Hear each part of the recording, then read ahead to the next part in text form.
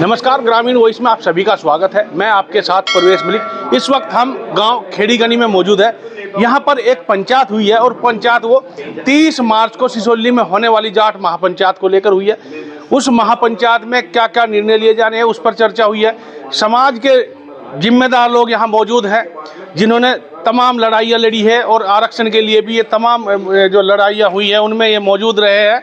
तो बात करेंगे कि इस समय जो हमारे युवा है उन्हें आरक्षण की और जो समाज में जो बहुत सारी बुराइयां हैं उन्हें दूर कैसे किया जा सकता है, इस पंचायत के माध्यम से एक संदेश जाना है। तो साहब, किस तरह का संदेश इस पंचायत के माध्यम से जाना? हम तो सबसे पहली तो ज़रूरत ये है हमारी कि हमारा जो युवा वर्ग है वो अपनी संस्कृति को और अपनी सभ्यता पर दोबारा लौट के आ जा।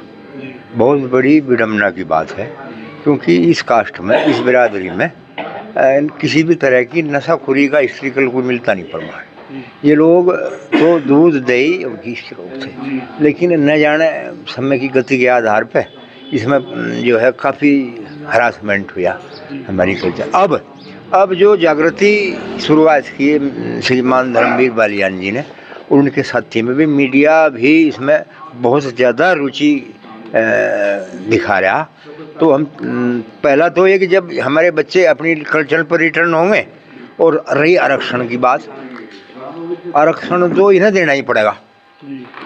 ये हो सकता है कि कुछ समय लगे, देना इसलिए पड़ेगा कि कोऑपरेट नहीं हो पा रहे थे, हम संगठित नहीं हो पा रहे थे। अब जो प्रयत्न हो रहे हैं, पिछले लोगों ने भी इस पर, हमारे यहीं के है हमारे भाई यशपाल मलिक जी, दूसरे बहुत लोग लगे, लेकिन उन्होंने कुछ न कुछ योगदान किया और वे सबका सब भागीदार है कि उनकी जागृति का परिणाम इन्हें भी कुछ मिलेगा। अब जो नए सिरे से कार्रवाई हो रही, निश्चित रूप से समय तो लग सके, थोड़ा परिश्रम करना पड़ेगा, मेहनत करनी पड़ेगी, लेकिन ये तय है कि गवर्नमेंट किसी भी दल की हो उन्हें यूँ देना ही पड़ेगा, ये डेफिनेटली मान लो। अच्छा, 2014 में जो मिला उसके बाद वो किन्हीं कारणों से हुआ, राजनीतिक षड्यंत्र है कि जो वापिस हुआ, तो उसको दोबारा मांगा जा रहा और उससे जो नुकसान हुआ उसकी भरपाई नहीं हो सकती। नहीं, अब 14 से चौधरी अजीत सिंह जी द्वारा जो कराया गया था वहाँ उसमें लोकसभा में, अब इन्हें लगा क्योंकि राजनीति का एक मकसद हो कि श्रेय नहीं किसी को लेने देना, तो मैं समझता हूँ कि पॉलिटिकल रूप से अजीत सिंह के कदकूट का विकास ना हो, बड़ा ना हो, और ये जो जाट वोट है ये बैंक बैलेंस उसी के साथ न चला जा। और परिणाम दुर्घटना ये हुई कि सबसे बड़ा दुर्भाग्य तो ये हुआ कि उस समय पे कुछ असामाजिक तत्वों की वजह से पूरा मुंडन भी इसमें वो नहीं है कि वो इसी सब जो है क्रिमिनल हैं या पूरे जाट भी नहीं है, लेकिन कुछ लोगों ने इसमें जो अभद्रता की, परिणाम क्या हुआ कि हमारे यहाँ बहुत बड़ा बंटवारा हो गया और राजनीतिक हानि होगी। मैं समझता हूँ इस हमारे क्षेत्र को तो पॉलिटिकल हानि भी हुई क्योंकि हमें बंधुआ समझा जाने लगा। पहले समझते थे कि बंधुआ जो है आरएलडी के यहाँ समझते थे, समाजवादी के बंधुआ है।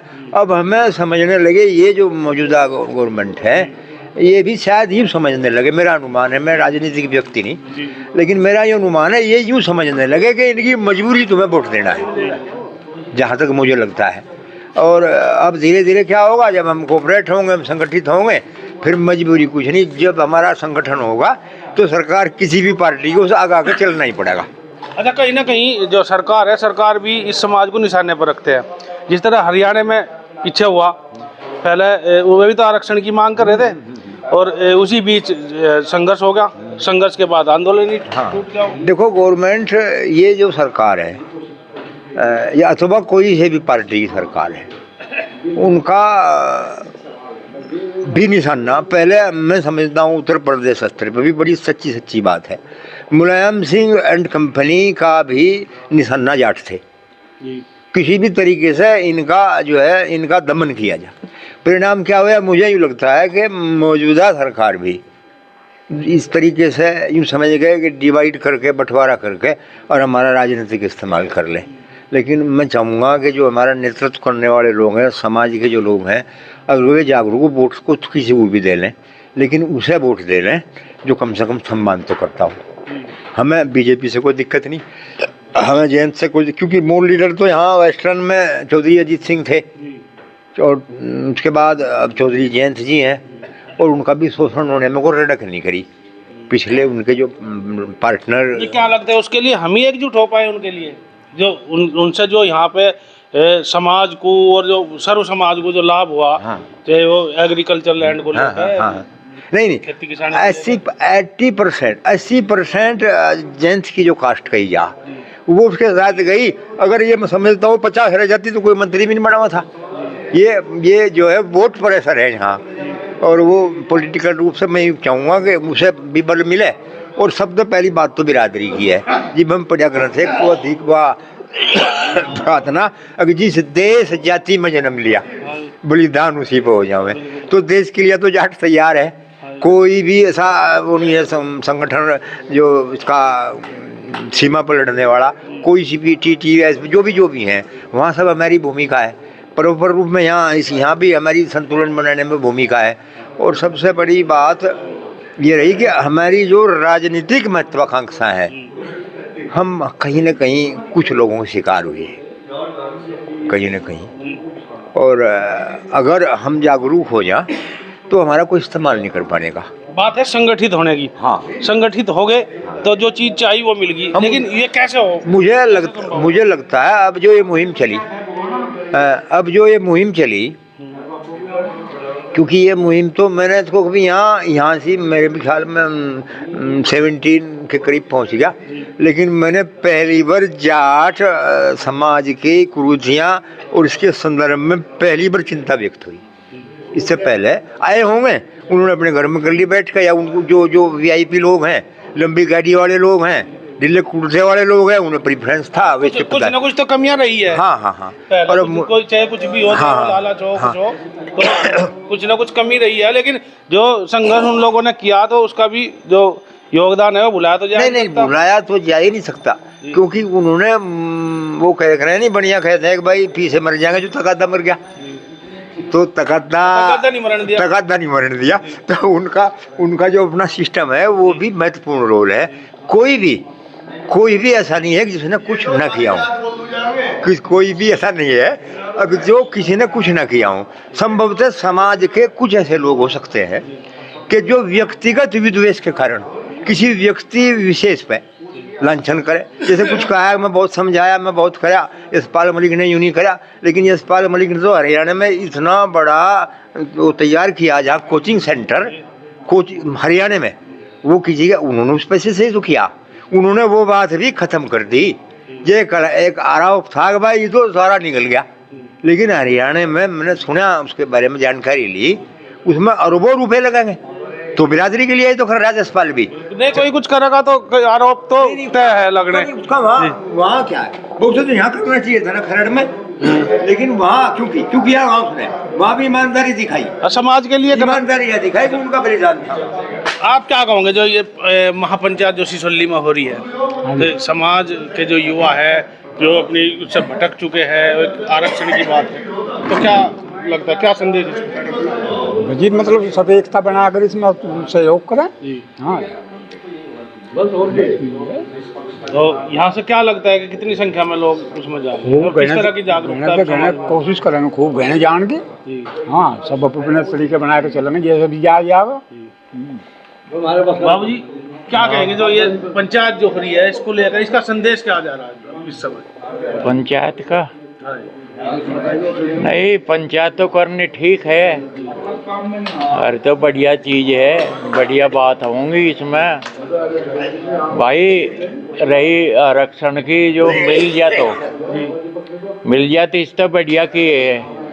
हाँ, जो आरक्षण की वजह से जो नौकरी नहीं लग पा रही, जो युवा है, जो नौजवान है, तो वो नौकरी पर जाएंगे तो बहुत सारी बुराइयां, मतलब बेरोजगारी की वजह से आ रही, तो वे दूर होंगी। नौकरी तो ये सरकार जो है या नहीं होने दे, जितने रिटायर हों वे एक भी नहीं ले रहे, तो रिटायर तो रोज हों, कई लाख की कमी है।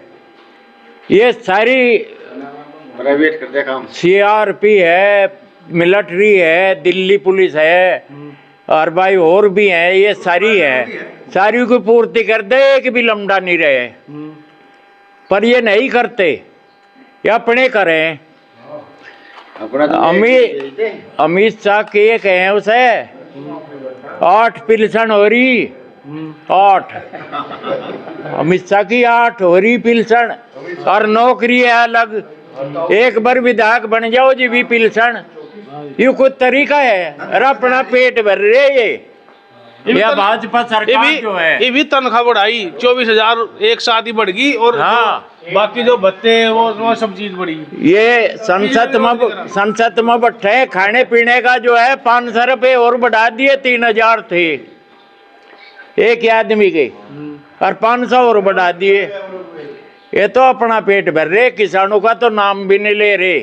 अन्नू कहा था इलेक्शन में यूही मोदी कहने लगा मैं नू करूँगा किसानों का ये कर दूंगा, और नू कहे मछली पालन खोल लो, इस डाल के उपदेश दे रहे हैं मुर्गी पालन खोल लो। बड़ा तो मैं आगे नु कहा था चौधरी चरण सिंह किसान कोष बनाओगे, कहाँ है? हाँ,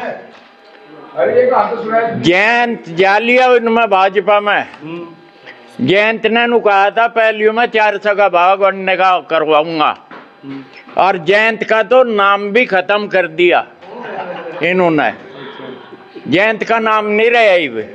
हाँ, या देख लियो बस।